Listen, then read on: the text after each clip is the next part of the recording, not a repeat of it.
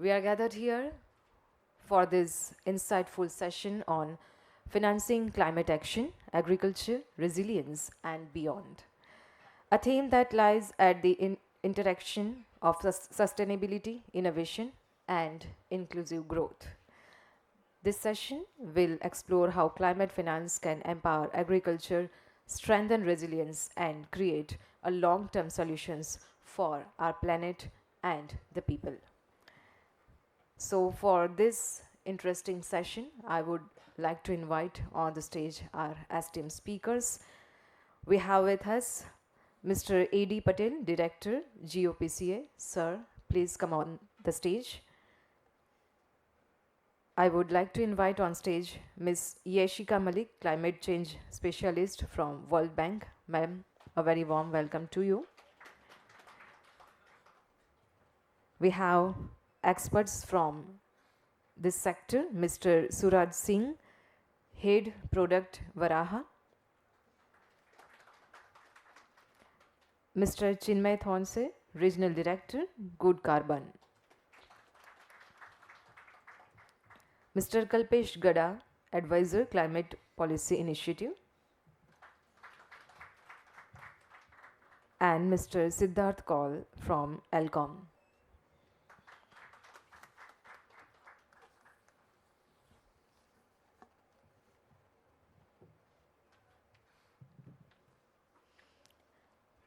Once again, we extend a very warm welcome to all of you. So to begin, I would like to invite Mr. A.D. Patel, Director, GOPCA, to deliver the opening remarks and set the tone for today's discussion. Sir.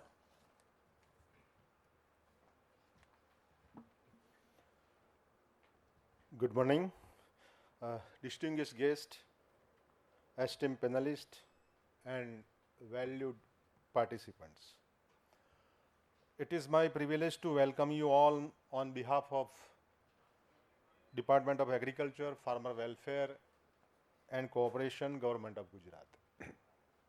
I extend a warm welcome to all of you to this important session on financing climate action in Gujarat, agriculture, resilience and beyond. As we gather here today, we stand at a crucial juncture where the challenges of climate change intersect with the opportunity of innovation in agriculture and ecosystem stewardship. Gujarat's agriculture landscape is as diverse as it's vulnerable. From our coastal fed fields in South Gujarat and Middle Gujarat to our coastal belts and tribal regions, farmers are navigating from an increasingly unpredictable climate marked by the erratic rainfall, groundwater distress, soil degradation, and rising cost of agriculture imports.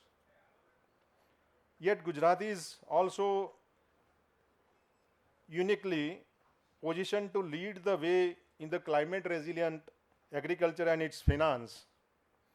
Thanks to our robust financial ecosystem, and pioneering spirit in the renewable energy and agri-value chain. This session is not just a conversation, but it's a call to action. We will explore how to grow right by finance right to empower our farmers and communities.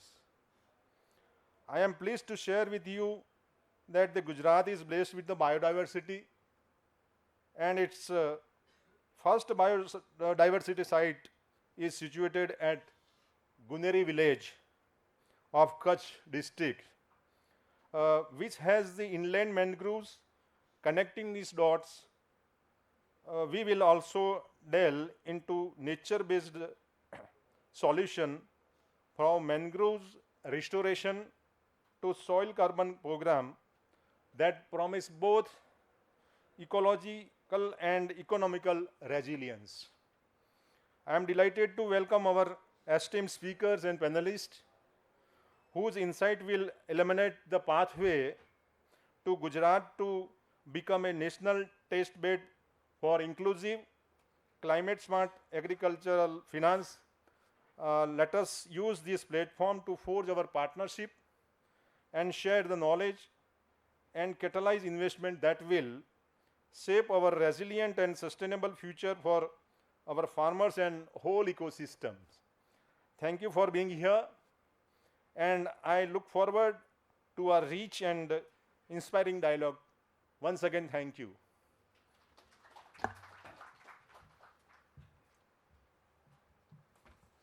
Thank you, Mr. Patel, for your encouraging words and for your welcome address. So, ladies and gentlemen, now to help us understand the broader context of climate finance in agriculture and resilience, we have with us Ms. Yeshika Malik, climate change specialist from the World Bank. Ma'am, may I have you? Okay, so please be there and share your views. Yeah, thank you. Thank you, Patel ji, for setting out the context brilliantly. You've made my job much easier. And thank you to all the participants here that are much interested in this important topic of financing our climate actions, because over the 2 years, what we've been hearing, and with the beautiful exhibition out there that you have, we all, I think, have solutions, but they might be siloed. We have, as Patel ji mentioned, innovative financing structures here in the state itself. We have robust communities. We have farmers that are actually working on, ground in taking some initiatives that are helping not just Gujarat, but the country as a whole and globally. So you have all the pieces here. Then how do we sort of bring them together so that the impact is much more and it can benefit all sections of the society? So we have a very interesting panelist here, and I would want to take this opportunity to sort of introduce them with few lines, and then we can move ahead directly into the panel discussion, because you should hear from them on what interesting work that they are doing and how they can help not just the state of Gujarat, but as a nation in achieving what goals we've set for ourselves, our Honorable Prime Minister has set for ourselves, and achieving our not just climate goals, I would say, but the development goals that we've set for ourselves. Let me start from my left side. We have Surit Singh. He's head product from Varaha, and Varaha is a pioneering climate tech company focused on carbon credit generation through sustainable agriculture and nature-based solutions. And their work basically centers around enabling farmers access global carbon markets, leveraging digital MRV solutions, and also some innovative financing models that can scale up climate smart practices that we talked about in yesterday in some of the sessions. On my right, we have Chinmay Thonse. He's the regional director, Good Carbon, a platform dedicated to connecting high quality nature based projects with investors. And his expertise basically lies in structuring finance for blue carbon initiative, mangrove restoration, and biodiversity projects, ensuring integrity and impact in carbon markets. Then on my right, we also have Kalpesh Gara. He's an advisor at Climate Policy Initiative, and he will bring in experience on climate finance policies and investment strategies. And at CPI, he basically advises on blended finance, resilience bond, ESG-linked instruments, helping government and private players mobilize capital for climate resilient agriculture and infrastructure. And on my extreme left, we have Mr. Siddharth Kaul. He's the director carbon projects at Alcom. And they focus on private sector investments in carbon markets and climate solution. And his role involves basically designing commercially viable carbon projects, integrating ESG priorities, scaling partnerships for nature-based solutions and agricultural resilience initiative. So as you can see, we have a very distinguished panel here. Um, and they'll be talking about different aspects based on what the state needs are. We heard about how ecologically diverse the state is, and some of the solutions in terms of financing solutions are already available. So we'll try to, through this panel discussion, touch upon a few of them. We will start with Mr. Suraj here. So Suraj, if you can just talk about how carbon farming pilots and soil carbon programs that we've been discussing in the previous sessions and throughout the 2 days, how and they've been also gaining a lot of tractions globally. And within the country itself, the department or the Ministry of Agriculture actually came out with a framework to leverage voluntary carbon markets in that aspect. So how can Gujarat sort of learn or leverage some of these instruments to create scalable revenue streams for farmers? And also, what are the safeguards that might be needed to ensure integrity and that whatever benefit that you get from these carbon projects, they go directly to the farmers? Uh, Thank you so much. Good morning to everyone. I mean, as you mentioned, Gujarat, sir has already mentioned that Gujarat has been a pioneer in experimenting and being a test bed for us as well. Gujarat was the test bed when we started with our regenerative projects. If I mention, we partnered with one of an NGO, Aga Khan, uh, so they were doing natural farming projects already in the Saurashtra belt, and Gujarat as a state, and not just Gujarat, but India as a country has a very huge problem of crop burning. One of the simple and easiest way for all of us, I mean for the farmers, is to start crop residue incorporation. This would essentially help them generate credits from whatever emissions that they were doing earlier. It would just bring them down and help them get credits against that. That's one of the aspects, and we have already piloted and benefited farmers from that in the Saurashtra belt. We have also collaborated internally, I think, with Chinmaya for one of the mangroves project that we are doing, right? So this is one part, and on top, the same crop residue that is coming out, right, could be used to produce biochar. And again, I'm happy to say that Gujarat is one of our biggest location. We have more than 80 plus sites in Gujarat where we are doing biochar production.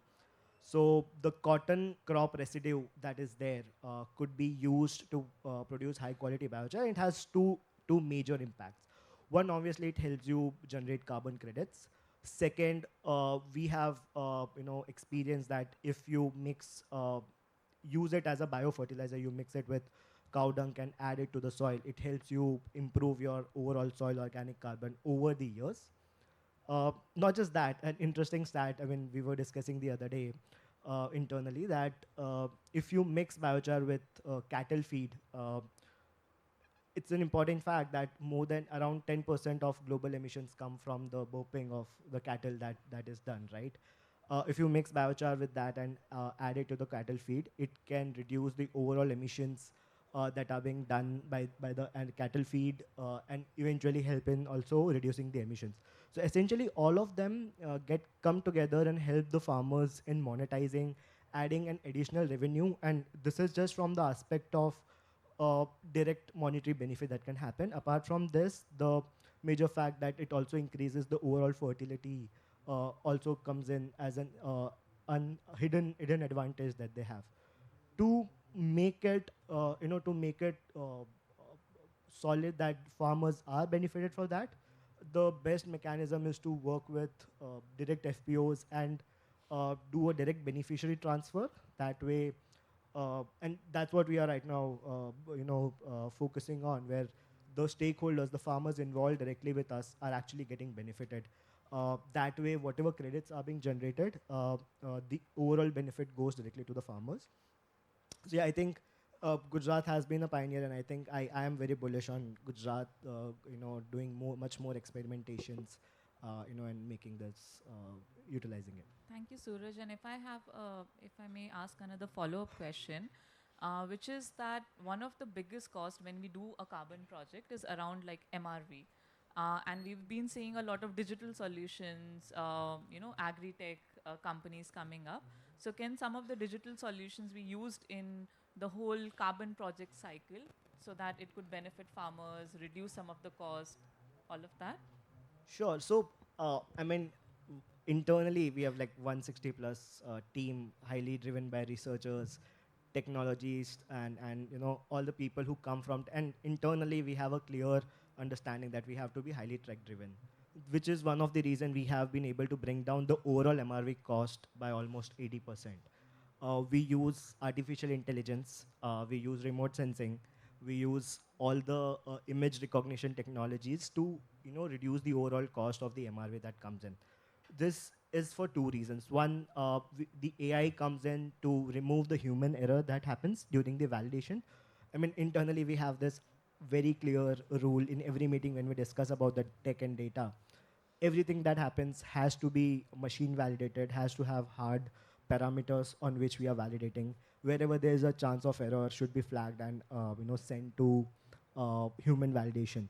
So I think for us, one of the major factor is using technology to drive it, and then making it reliable, because ultimately whoever comes to us, I mean, one of the best example, Google, when they invested in our project in Gujarat itself, they did their due diligence for almost 6 months. They wanted to be very sure that every single thing that we are doing is in shape and in a proper way of implementation, which is why while that due diligence were happening, we again were able to make our systems more robust. And now every now and then when they go through and see how our MRV has been designed, they are pretty confident that I mean, everything has been implemented in a way that it can be scaled, because for them there are two important things: it should be scalable and it should be reliable.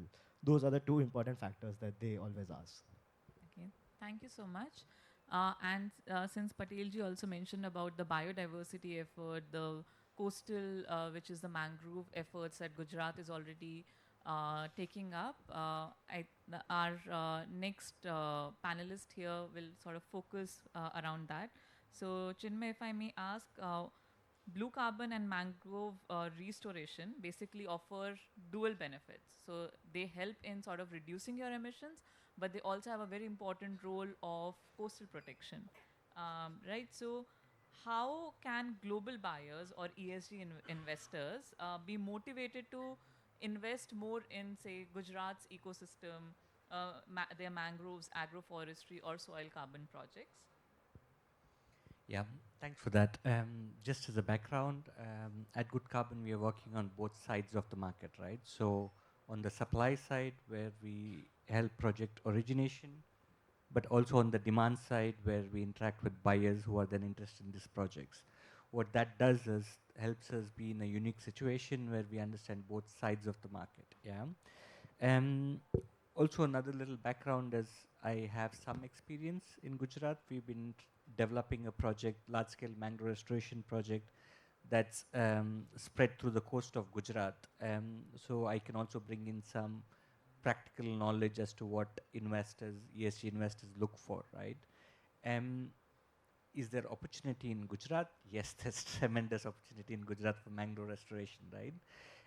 Why? Because there's historic land use change that happened, and now the mangroves that exist are a bit fragmented. They can be restored to a very healthy ecosystem. But from an investor point, I mean, think of an investor who's never been to the Gujarat coast, right? They have absolutely no idea how the ecosystem here is, the biodiversity here is. Instead, what they understand is they understand baselines, they understand GIS assessments, they understand research science that goes behind making a project, right? So, um, to originate a high quality project, I mean, everybody is talking about quality today, right? In the market, I mean, every second project is the best quality project that's out there. But then, what is really quality, right? It's a very relative term. Um, but if we were to take restoration efforts in Gujarat seriously, I think it's very important to establish a good baseline, right? So this is not just high-level GIS assessments, but coupling GIS assessments with ground truthing, right? And this is what the forest department does beautifully.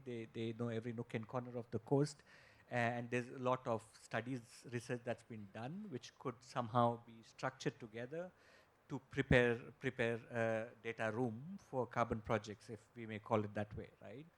Um, I mean, it's just not about transparency, it's credibility coupled with transparency, right? So investors are always looking which is the leading agency which wants to do this work, what's the track record they have, and luckily in Gujarat we are at a very sweet spot because Gujarat has been working on mangroves forever now. Yeah. Um, but then, credibility and transparency is one aspect, but investors today have no shortage of investment opportunities. 5 years back, 10 years back, it was different. There were very limited nature-based solutions, but there's never. This is what I always say. There's never been a time like today, which has been so easy to raise finance for nature-based solutions, but there's also not been so many investment opportunities to compare each opportunity with, right? There's an uprise of nature-based solutions. So, um, what becomes really important going forward, it's not the actual tonnage, right? It's the benefit sharing mechanism, or it's the co-benefits that these projects deliver. And planting 10 trees is not mangrove restoration, right? The strategy is always site specific. So what is the ecosystem looking like? What benefits it would bring in from a biodiversity point of view? When we talk about carbon revenues, eventually, which would come in 5, 6, 7 years, what is that used for? Is it utilized for generic purpose, or is it utilized for communities that are dependent on these mangroves in the region, right? These are the aspects which investors really look for, because I mean, if you look at where mangroves are, they're in the global south. If you look at where poverty is, that's also in global south. If you look at the most degraded mangrove ecosystems, they are in the most poor regions, right? So there's a very clear correlation between poverty and degradation of mangroves, and that's not intentional, right? So that's always, when I don't have any other option, can I over harvest? Can I overutilize? That's the intent. So theory of change is really important, and that's when your carbon revenues, benefit sharing comes in.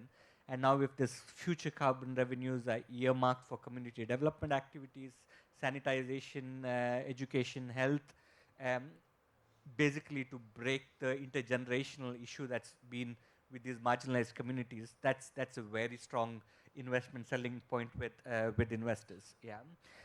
But then there are also structural problems, right? When we talk about mangrove restoration, it's high finance intense projects, right? High risk projects. I mean, no one has seen how climate changes in the future. No one has any way of predicting when the next tsunami comes, especially on the coast. These are very vulnerable projects.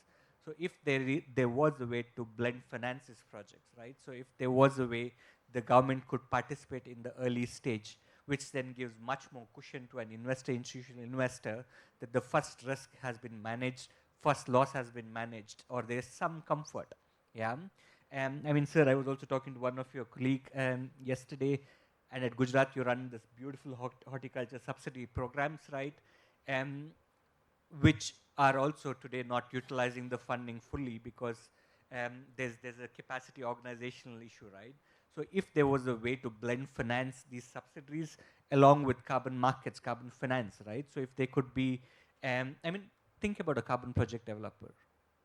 The carbon projects are scrutinized a lot. So every carbon project who works today, they're doing the best work they can, right?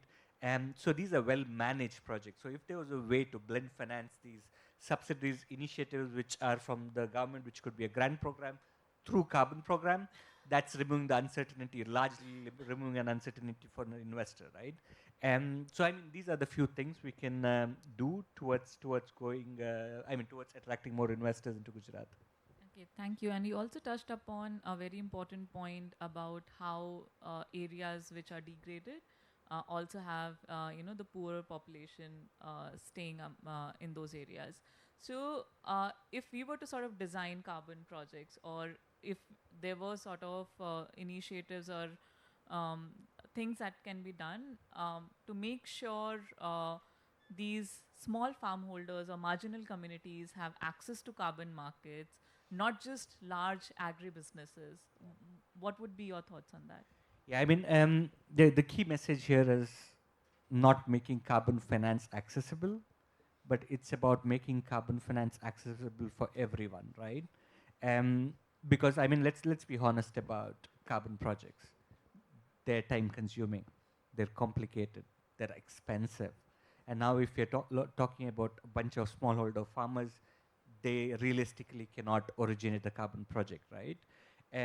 But when we talk about a high integrity carbon project, it's really not about agribusinesses improving their balance sheets. It's about being in a position where a project proponent or originator is able to finance the project in the starting stage, but eventually when the carbon revenues kick in, there is a very fair benefit sharing mechanism which is then transferring these carbon revenues, add-on revenues, right? I mean, it's clear understanding is carbon project is not, the carbon revenues is not supposed to increase or improve the livelihoods of farmers. It's rather, it's supposed to facilitate this transition. It could be tree-based agriculture, whatever it is, and these are the primary products where they get livelihood enhancements, right? And carbon revenues only come as a top-up to that. But to be able to do that, it's important, it always starts from a project design, right? So what is your project design? How are you onboarding, partnering with smallholder farmers? Who is aggregating them? Do you have a very good intent NGO which is doing it for a long time, but now they're able to do it with more systematic way? Are we tapping into government programs? Are we tapping into university partnerships with different departments in the government? Um, I mean, that's the design aspect, right? But then going forward also, I mean, our friend just spoke about MRV, Yashika also did, right? MRV in a carbon project is also not very simple, as it is today.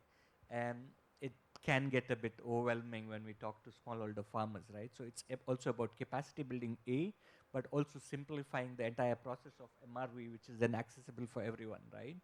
And then of course there are a lot of other things which you could do, right? What is your communication system?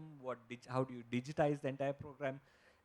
But we are in an intersection today where a lot of work has gone towards smallholder farmers. The capacity building is still required, yes. But then there's a lot of work the NGOs are doing in India, the governments are doing. I mean, every government department, yes, they have subsidiaries, they have money, but most of their work today goes into capacity building, right? Empowerment. And so there's a lot of work that's been done. I think it's very easy to build upon it as long as we build enabling structures, policies. I mean, let it be mangroves, agroforestry, agriculture, anything, right? So when you look at investors, institutional, non-institutional, domestic, international, it always comes down to policy, right? Because that's the number one uncertainty that remains today. How will the policy change in 5 years, these projects are 40 years, 50 years, 100-year long projects. They're not quick 2-year project, right? The ROI for an investor comes in year 15. I mean, they really need to have good intention to invest in such uncertainty projects. So what we could do as a group here is, also canvas for better, stable policies which will allow us to scale this efforts. Thank you, Chinmay, and that's a great segue to my next speaker, Kalpesh. Kalpesh, CPI has done extensive work on policy side of it and also the carbon finance structure or architecture in India.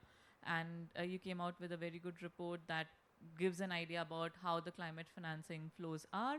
And within agriculture, most of it is around like traditional instruments, whether it's loans, subsidies, all of that.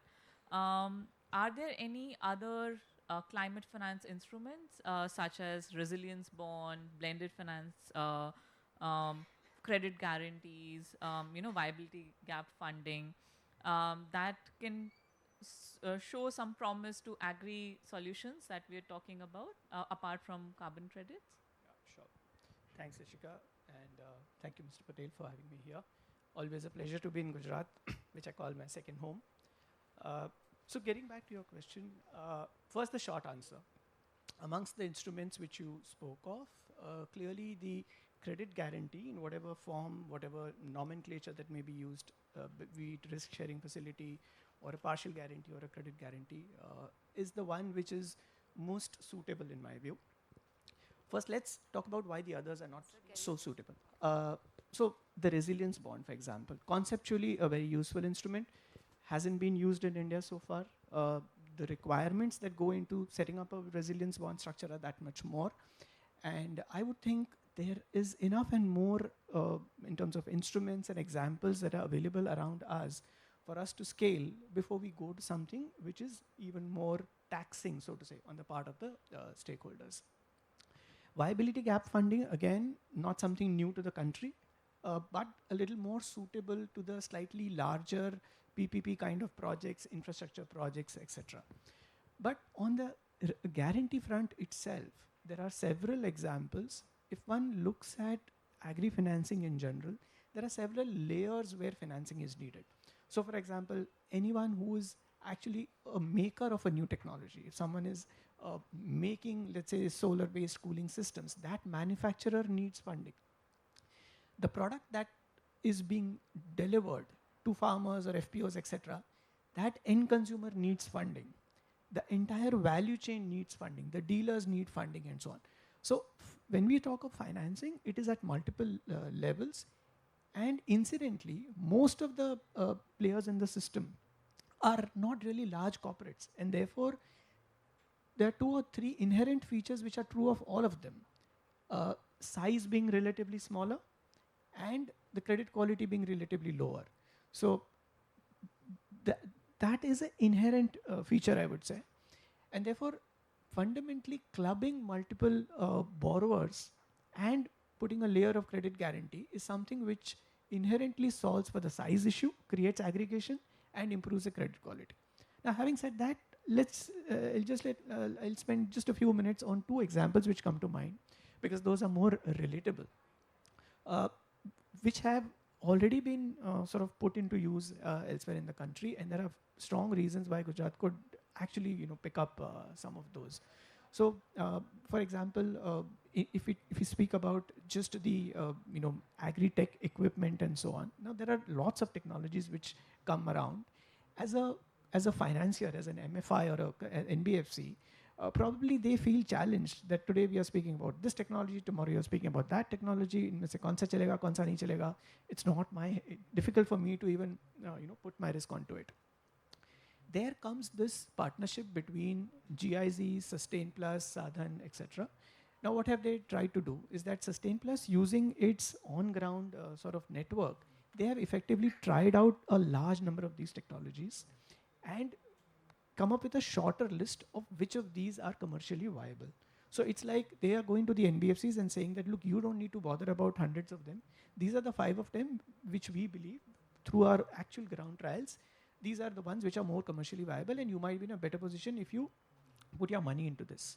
Then, so that's the first step which is solved. Then comes the question that these NBFCs, if they have to come out with products to fund some such technology, they might say, where is the money? And therefore, they have stitched up the refinancing leg to it as well. So that is also solved. And then comes the fact that even if these technologies are commercially viable, the fact is that the borrowers, ultimate borrowers, are all going to be small, and therefore credit quality is an issue. So there is a guarantee also which is coming in from the likes of Rabo Foundation and so on. So something which otherwise would have taken a long time, trial and error, a lot of financiers, a lot of stakeholders might have just fallen off in between. Thanks to this collaboration, has sort of speeded up the actual implementation. And that's something which is, fairly sort of, I would say, easy to replicate. The other example that comes to mind, and Chinmay spoke about, can there be blended facility structures to, actually put the money where the heart is? So let's take the example of this project developer called Equilibrium.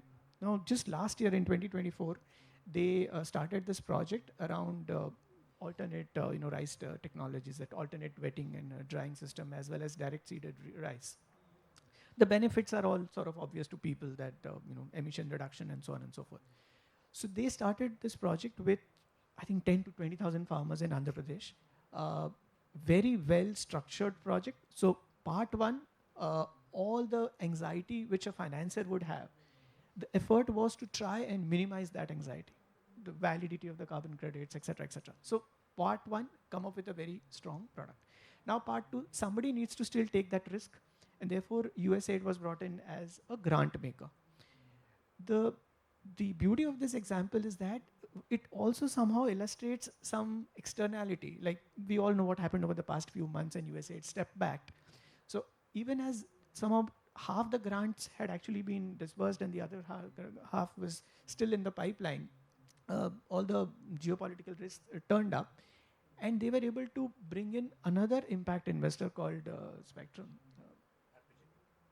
RPG Group came in as a senior investor, but the capital was provided by another Spectrum Impact, who sort of came in and stepped in the place of USAID. So the grant flow was also not stopped. And then the senior investor was Astava Capital, which is RPG Group entity.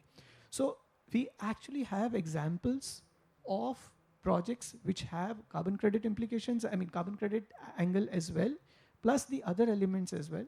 You have a first layer of capital provider, you have senior money also coming in, and potentially if these have to be sort of scaled up further, both in terms of number as well as size, government, for example, a government like Gujarat can pretty much play a role in, I would say broadly, two things: just using the infrastructure to bring more people onto it.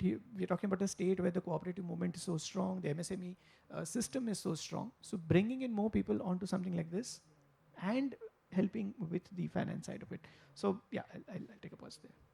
Thank you, Kalpesh, and you've also answered my follow-up question, which was how can you leverage the cooperatives and strong MSME system that Gujarat already has and how it can be leveraged.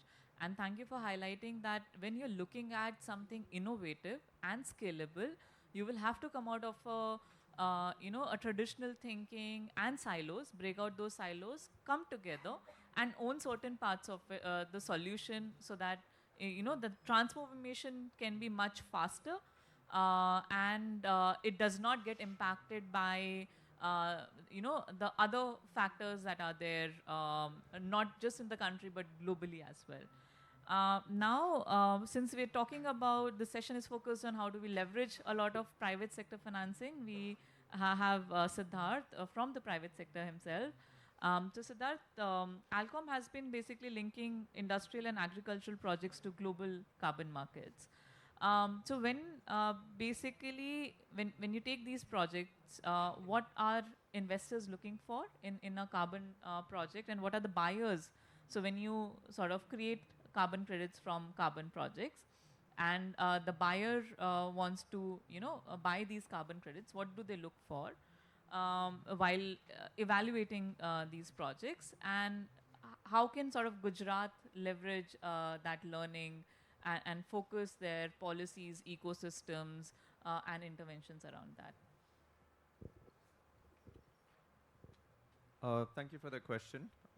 I just want to briefly highlight what Alcom does in a bit more detail to contextualize this answer. So we are essentially also a biochar project developer, but we are more on the industrial side. So what we do is we set up industrialized facilities, industrialized pyrolysis reactors. We have already 2 units in Gujarat. We have 2 units in the Philippines as well. And we aggregate biomass, agricultural waste and residues, convert it into biochar, and then apply it into the ground. Now, the thing that we have realized with our carbon projects is for us to really scale them, we need to de-risk them. De-risk them not necessarily from, to Kalpesh sir's point, not only de-risk them in terms of an investor point of view, but from a revenue point of view as well. Biochar projects especially have the unique benefit of producing a lot of co-products above and beyond just carbon credits. You produce, like Suraj said, high quality biochar, which can be converted to fertilizer. You also produce a lot of excess gas, which can then be used for biogas purposes, CNG, stuff like this. So when we are trying to look at scaling carbon projects in general, we must also understand the ecosystem in which we're placed. And for Alcom, it's that we are essentially trying to make the very most that we can from the biomass that we have access to. Carbon credits is one angle, and my key responsibility is to make sure that we generate carbon credits and sell them. But I'm fully aware that at least 50 to 60% of our project revenues come directly from biochar sales, heat sales, or power sales. So the opportunity again for Gujarat is also tremendous in terms of power generation, gas generation, and essentially providing policy support to convert biochar into essentially a biofertilizer. We don't have much experience in Gujarat going through this route, but our experience in the Philippines has been very long drawn. It's taken us more than 2 years to essentially get permission from the government to market our product as fertilizer. And of course, essentially what that means is that when you're trying to um, de-risk your projects, unfortunately you can't use biochar as a way. So essentially how we are currently going through the process is that we're looking to sign long-term offtake agreements on the carbon credits with verified and reliable third parties.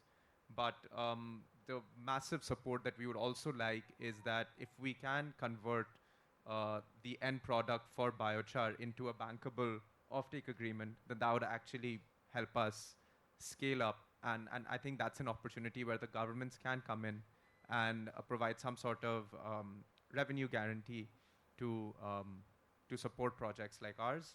Again, this is something we're doing abroad as well. So but there's tremendous opportunity here. Thank you. And could you also highlight whether it's for biochar projects or other projects that Alcom does? What are some of the social benefits that you see in your projects? Because I think when you go to impact investors, that is something that they're looking for beyond carbon, right? So it's never the carbon revenue that fetches you a higher price. It's always the co-benefits that come with carbon fetches you a better price in the carbon markets. So can you highlight some of those sort of social benefits that you see, whether it's from the farmer side or the uh, planet side, like to the environment, that add value to a carbon project? Definitely, definitely. Yeah, I mean, in the broader ecosystem, I would say that again, Suraj's projects where he works directly with smallholder farmers definitely has a lot more co-benefits in terms of interacting locally. Alcom's, our co-benefits are slightly different in the sense that since we centralize our units, a lot of our co-benefits revolve around providing green power. So our biochar industrial facilities essentially function as combined heat and power projects. We also produce biochar as well as bio oil. So when we're looking at co-benefits from our projects, it's not just about utilizing biomass and generating carbon credits, but it's about decarbonizing the entire value chain. In the Philippines, we use rice husk. We convert biochar from rice husk. We convert rice husk into biochar, but we generate electricity, which is then fed back into the rice mills. Similarly, in Surat, we're doing something similar where we take cotton stalk, we take Prosopis judiflora, we convert that into biochar, and we produce a lot of bio oil, which then goes back into industries. So there is a co-benefit there where where our projects help decarbonize other aspects of it. And I would say that that is something that is quite unique in terms of a biochar project, basically. Thank you. Suraj, you want to add to the social benefits from the community perspective or farmers' perspective? Sure. So, I mean, as I mentioned earlier as well, right? One of the important factor, I mean, we work as Siddharth also mentioned, we work with a lot of farmers. For us, I mean, all our projects are now interlinked. Our biochar, ARR, regenerative, all of them are now talking to each other, helping farmers in some or the other way, right? What for us is important, whatever biochar is produced, biochar sales is one part, but more importantly, distributing it back to the farmers, giving it back in some sense, which helps them utilize it as a fertilizer. A significant chunk right now goes there. In fact, we have a mandate from all our biochar sites. Whenever it actually leaves, a significant chunk of it, I mean more than 70%, has to be mixed with certain chemicals or cow dung so that it reaches directly on the farms and is mixed inside rather than just using it for other purposes. This is important because this helps the farmers as well in improving their overall fertility. And we have seen results. We have seen good results in Maharashtra. Some of the farmers in Gujarat as well have been using it on a regular basis. What's the challenge for us though is again, as Siddharth mentioned, considering biochar as a biofertilizer is still something that has to happen on the both sides. From the government side, it has to be pushed, but more importantly, on the farmer side as well, then there is a need of awareness. We have been trying to do a lot of awareness sessions, capacity building sessions where we talk about this, but this is one of the major challenges that we are also facing. Thank you. And also, I think Chinmay highlighted that some of the part of these carbon revenues also go to for community development in terms of better sanitation practices, right? I mean, so there's this heated debate now, right? So nature restoration has become a thing, right? Every government is working towards. There's dedicated budgets now, especially when it comes to mangroves. I mean, mangroves is poster child of nature-based climate action, right? Um, and then there's this heated debate as to why carbon finance is required at all when there's enough funding or there's enough access to funding through CSR, philanthropy, whatever it is, right? I can give a nice, sweet little example for that, right? So I was on one of the field visits in one of the small villages in Gujarat, and then we did this consultation with the communities, and one statement that stood out was Sahib Kam Chalu Rakho, right? So that's basically the fundamental difference between short-term grant-funded project and a long-term carbon project, right? So if we now employ communities for a plantation program, let's call it that way, right? So what we are really doing is they're at X socioeconomic level, and for the next 3 years, 4 years, they see an increase in their livelihood, right? So there's more nutrition coming in, there's more savings, there's an emergency fund, there's everything for the period the plantation grand plantation project runs. Now, what happens in that 5th year when this extra luxury, extra cushion drops, right? That crash is actually worse than their baseline scenario. And this is where a project, a carbon project designed well with community first approach delivers long-term sustainable intergenerational impact, right? I mean, if it's a mangrove project, for example, right? So, and there's a fishing community that is participating, what is the baseline problem, right? So, I mean, let's say around the community there are also some goats, right? So when you counter the cattle grazing through your project design, the problem is taken care of, right? So, and then there's carbon revenues coming in. Let's say a bunch of fishermen have X catch. Now the carbon revenue is not intended for cash distribution. It's rather than improving infrastructure, livelihoods, whatever, and then you're actually creating enabling conditions. So Yashika, this is the primary reason why all of us do nature-based solutions. It's not just about climate, it's climate, biodiversity, and poverty, right? So it's a triple impact that can be addressed. And that's why communities are really important when you design a project. It's A, to address future problem, but B, also to counter societal issues which are with most of the marginal communities. Sorry, can Yeah, yeah. I wanted to add one more thing, which is, so this is something I didn't mention before because we are yet to implement this in India, but this is something that we're quite eager to do so. So in 2024, we got selected by the Global Green Growth Institute to essentially help low carbon rice cultivation in the Philippines. And a key component of that was the TVET program, Technical Vocational Education and Training. And this is essentially something that what Alcom does in the Philippines at least, and what we plan to do in India as well, is collaborate with universities, help them design programs so that graduates from those universities can start using, like, our pyrolysis equipment. They can learn, how the carbon industry works, how carbon markets work, so that we can create a steady stream of essentially educated people so that they can take on this project once our time, once we have completed our part of it. So I think I think for India and for Gujarat, this is particularly important. I was essentially seeing yesterday that there was a stat that 50% of the workforce is essentially in agriculture, which unfortunately only adds like 19% of the gross value added. And with these TVET programs, we can essentially look at upskilling a lot of the a lot of the community that we work with by designing these programs, catering these programs to local universities, and then providing them essentially with guaranteed jobs after they have graduated, where they can essentially help us, help others in the industry that want to scale up carbon solutions, provide them essentially with secure employment. And thank you for highlighting that. And I think what all of you mentioned is that carbon projects are not just about carbon emission reduction, they are much more. They need to be designed in a certain way that they can leverage, or the problem statement is what the community needs rather than just reducing emissions through these projects. And I'm mindful of the time, so I will ask one more question, just sort of to wrap it all.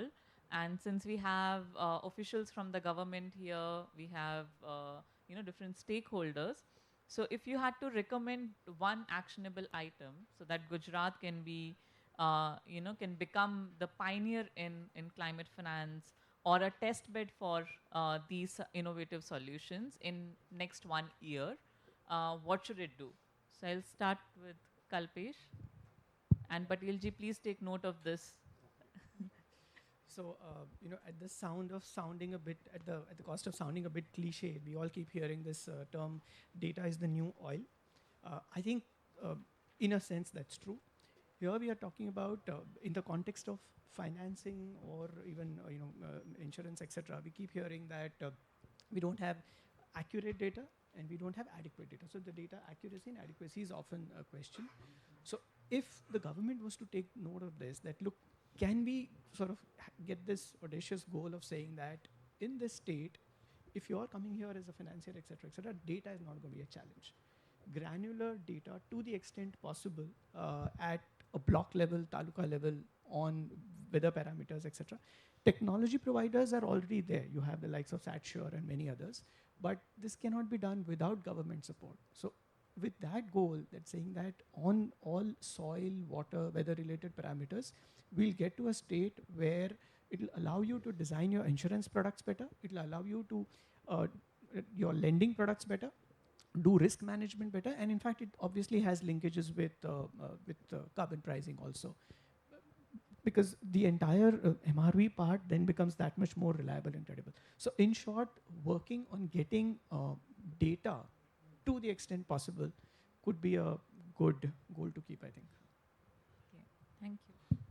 Chinmay, you're next. Since data is out of question now, it's clarified that it's really important. I would say, please create enabling policies which should take away one large uncertainty out of these projects and encourage more investors, project developers to come in who could then work with the governments.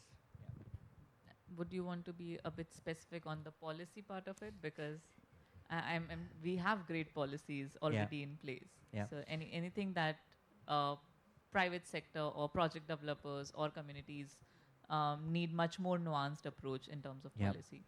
I mean, yes, right. So, I mean, when I said policy, it was, of course, a very broad set of policies. Because now, if you're very focused on carbon projects from nature, right, we need clarity on land use permits, right? So, can projects be implemented on public land, private land? I mean, there's carbon markets are fundamentally structured around two key criteria, right? So that's your land tenure and carbon tenure. So when we talk about land tenure, it's a guarantee that this land use is guaranteed for the project for the next 40 years, 50, 100, whatever the year span is. And second is the carbon tenure. When we look at projects, these are also a bit expensive projects. So investors come in, do they have the rights to generate and B, commercialize carbon credits, right? So if these two clarities are given from the state, then I think it becomes much easier for any project developer. Thank you. Over to you, Suraj. Sure. So I think one of the important support that we can get from the government over next 1 year is integrating. Gujarat has been pushing a lot towards nature-based farming, towards agriculture, providing support. We would expect government to help us in also pushing the carbon projects and integrating, agriculture and industry in some sense, because Gujarat, apart from being an agriculture hub, is also an industrial hub, and industries do a lot of emissions, right? Dairies itself, yesterday I was in one of the panels, and Banas dairy itself does a lot of carbon emissions. There is a tremendous opportunity to work with these stakeholders in helping them in doing the insetting for their overall carbon projects, right? Overall carbon emissions that they do, and also linking them, because dairies like other direct accessible. Gujarat is a dairy hub.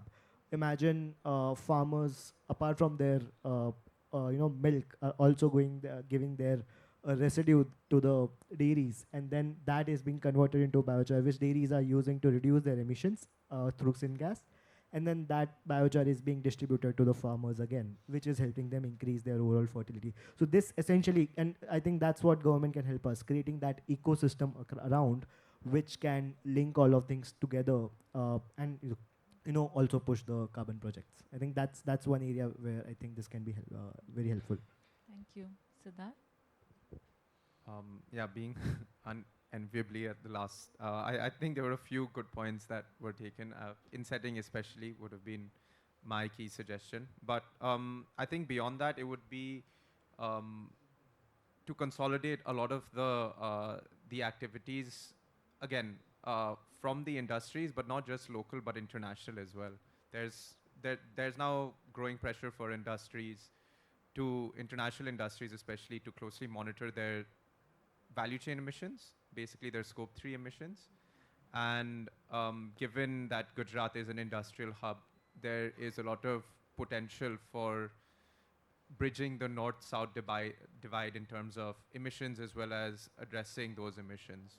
So if there is a way for the local government to then engage with these, not just, not just local, but international organizations as well, to find sustainable ways in which they can reduce their footprint, because for them it's a lot more, unfortunately or fortunately, it is a lot more expensive for them to decarbonize as opposed to local industry.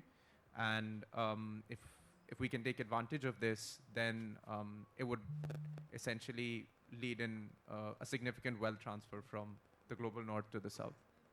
Okay, so bridging the gap between the global north and south is what you're looking at Gujarat to play an active role in that. So thank you to all our panelists here. I think we still have some time. So, no, actually we're over time. So apologies that we won't be able to take any questions at this point of time, but our panelists would be around. So please feel free to utilize them in. Okay, thank you. So we're being generous. So one or two questions, anyone? Is this something?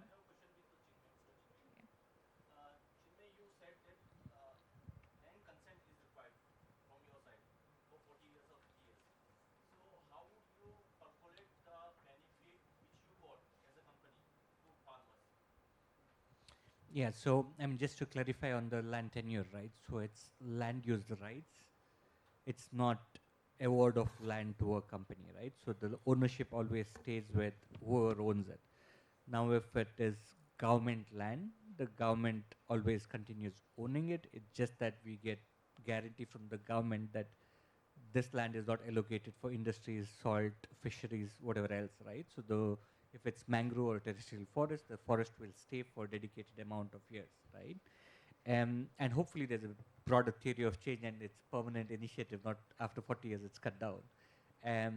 But when it comes to local landowners, they also continue owning the land. It really depends then on the project developer's integrity, right? So there are different set of project developers out there, and what is the benefit sharing that's agreed upon. But today this is also becoming very transparent, right? In the broader carbon market, there is strong emphasis on FPIC process. In the past, you could handpick a few projects which have been designed differently, But today there is very strong emphasis on FPIC. So if it's farmers or government, whoever it is, right? So there's clear communication on what is the future expected revenues from this, what is the cost of implementing the project, and what could be the benefit sharing mechanism, right? Because if it's an agroforestry on private land, the farmer gets the produce, the farmer gets the trees, it's for them. But then there is cost of implementing the project, right? The saplings have to be paid for, the pit digging has to come from somewhere, and all this has cost, right? So the ideal structure is the project developer is then bringing in, if they have finance, it's them, or if there's an investor, then there's an investor, right? And the investor who is coming in is not a commercial investor. Most of the times it's an impact investor who has less IRR expectation compared to a commercial investment, but that IRR has to go back to the investor for the investment. And then there is the project developer who originates the project, right? They write the PD, they do the registration process. There is some cost to it. So the project developer, depending on the project developer, takes a percentage or a fixed fee. And then there is your registration fee, right? Every carbon credit has to pay something to the registry. So basically there's expense and then there's profit, right? So the expenses are calculated and it has to be paid from carbon revenue, future carbon revenues. But most of the times, if you look at a good project, at least 50% of the carbon revenue should go back to the community. Not profits, revenues should go back to the communities or to the stakeholder, right? Because the rest 50% would go back to repaying the debt or financing and operational cost. This is an indicator of a good revenue sharing model. Any more question? We can take one more. You have, okay. Can we provide a mic to sir? Not really a question, but if you can afford me a few minutes, I just want to share Guyana's experience on this subject, which I find very interesting. I'm Dharam Kumar from Guyana. That's part of the West Indies. We are currently playing our second cricket test match with India. Very unhappy to say that we receive a thorough thrashing in the first match, and we hope that we will be able to win this one. You know, whatever I say should be taken in context because Guyana is a very small country, and notwithstanding our smallness, we like to think big, so keep that in mind so that whatever I say. But, you know, climate financing. I was here earlier at the workshop that had to do with innovation, inclusiveness, and so on in agriculture. About 3 decades ago, as part of our national development strategy, Guyana developed what we call a low-carbon development strategy as a part of our national development strategy. A big part of this has to do how we address climate and climate change and the impacts it's likely to have, and how we can benefit also from issues of deforestation, forest degradation, reduce emission, and all of that. And the part of that we discussed with Norway, and we're actually receiving financing from Norway for not doing anything with our forests. But our argument is that if you use your forest for your economic development, what is to prevent we from doing that? We have a forest cover of about 87% of the entire country, as again, it's a small country. That's equate to probably about 19 million hectares. We have a coastline of about 500 kilometers. It's all mangrove, and we also started mangrove restoration project, and that's only the coastline. We have a number of rivers going inland. The Essequibo, the Berbice, the Marara, Mahaika, Myconia, number of rivers. Guyana, incidentally, means land of many water in the local people language, or original, we call them Amerindian people. So for us, it's crucial how we address climate change, how we help farmers and all of that. I've been living in Delhi since January, and we're approaching winter, so Mr. Suraj Singh, I'll be happy if we can stop burning the rice straws around Delhi, so I'll be able to enjoy a better quality of air, which also brings me to mind, I saw on the 7th that the people of Bihar were able to see the Himalayas after much long time, so we have to work towards these things. For farming itself, I mean, rice farmers themselves, how can we get them not to burn the straw? because not burning it also poses a lot of problems.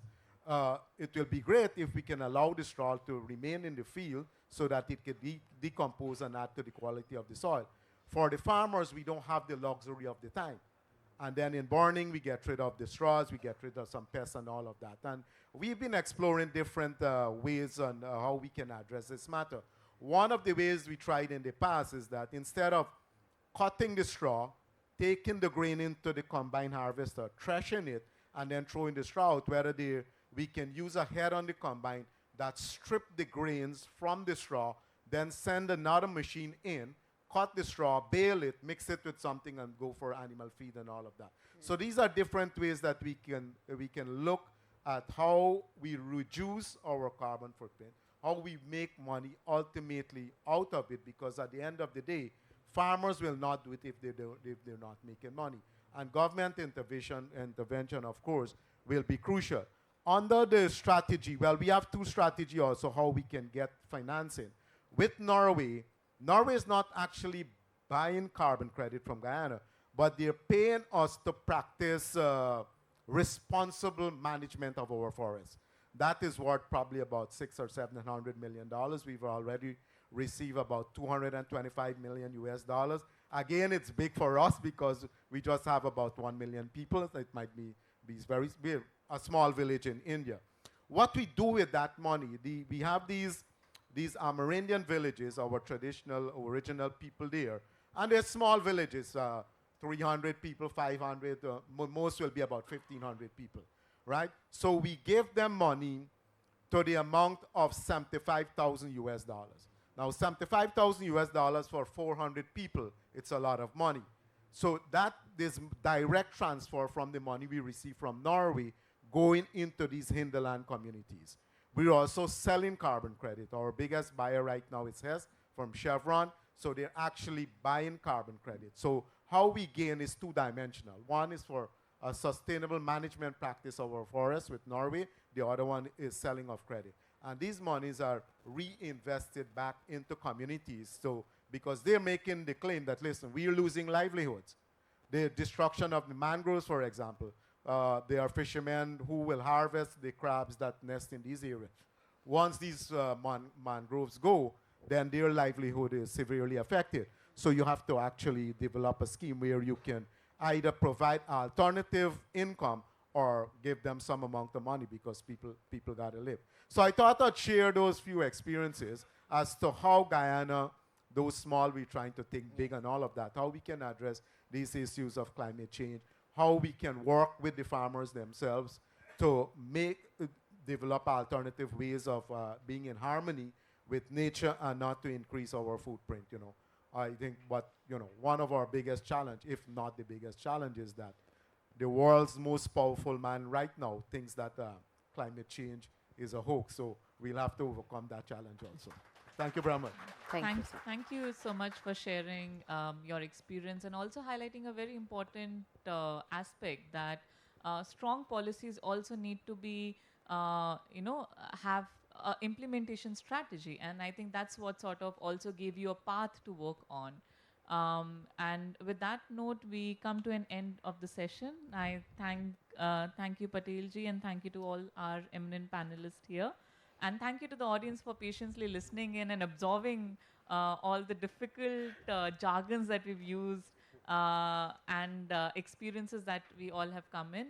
Please utilize the time after this session to come interact and if you have any questions, discuss in. Most of us, I think some of us can also speak Gujarati here. Yeah? So you can talk to them in Gujarati. Sorry, we've been speaking in English during this session. Over to you. Okay. Thank you, ma'am, for wonderfully moderating this session. And I congratulate and thank each of our panelists. Thank you once again. So moving forward, I would now request Mr. A.D. Patel, sir, to kindly present a memento to all our panelists.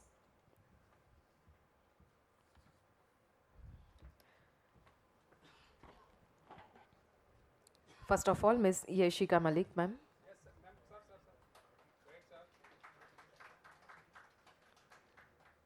Mr. Suraj Singh.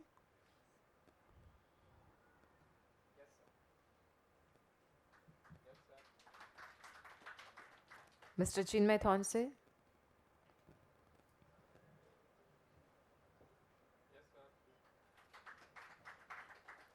Mr. Kalpesh Gada.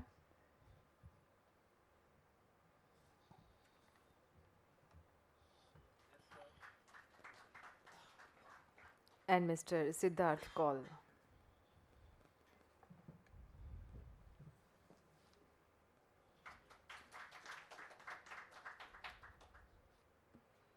Thank you, sir.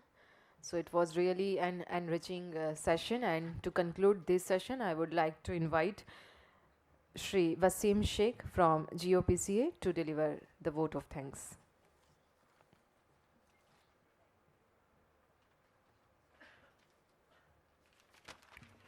नमस्कार सभी को। सबसे पहले तालियों की गड़गड़ाहट से हमारे जो महानुभाव विराजमान हैं उनका आभार व्यक्त किया जाए।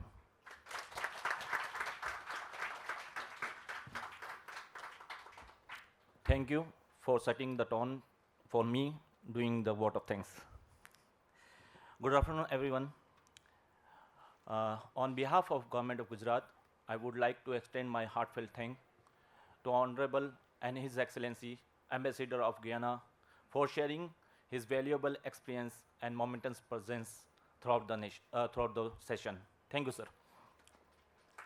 As we draw this insightful session to a close, it is my honor to extend a heartfelt vote of thanks to all those who made today's session on financing climate action in Gujarat both meaningful and inspiring. First and foremost, I would like to thank Mr. Anil Patel, sir, Director, Gujarat Organic Product Certification Agency, Government of Gujarat, for setting the tone with a vision rooted in resilience and innovation. Thank you, sir. To our distinguished speaker, Ms. Yashika ma'am, panelist Mr. Suraj, Mr. Chinmay, Mr. Kalpesh, Mr. Siddharth, thank you for sharing your expertise and bold ideas. Here I would like to recall few lines of famous Hindi poet Dushyant Kumar साहब। सिर्फ हंगामा खड़ा करना मेरा मकसद नहीं, सिर्फ हंगामा खड़ा करना मेरा मकसद नहीं, मेरी कोशिश है कि सूरत बदलनी चाहिए। मेरे सीने में नहीं तो तेरे सीने में सही, मेरे सीने में नहीं तो तेरे सीने में सही, हो कहीं भी आग लेकिन आग जलनी चाहिए। Dear speakers, your contribution have illuminated the pathway through which Gujarat can lead the nation in its climate-smart agriculture and nature-based solutions. A special thanks to our farmers, ખેડૂત મિત્રોનો આભાર, students, partners, regulators, investors, innovators who have joined us today.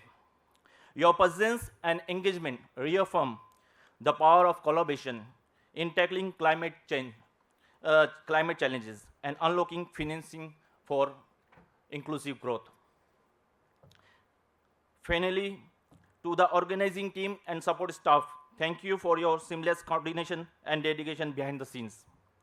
Let us carry forward the moment from today's dialogue and continue to build partnership that empower farmers, protect ecosystem, and shape a climate resilient future for Gujarat and beyond. Thank you once again, and I wish you all a productive afternoon ahead. Thank you.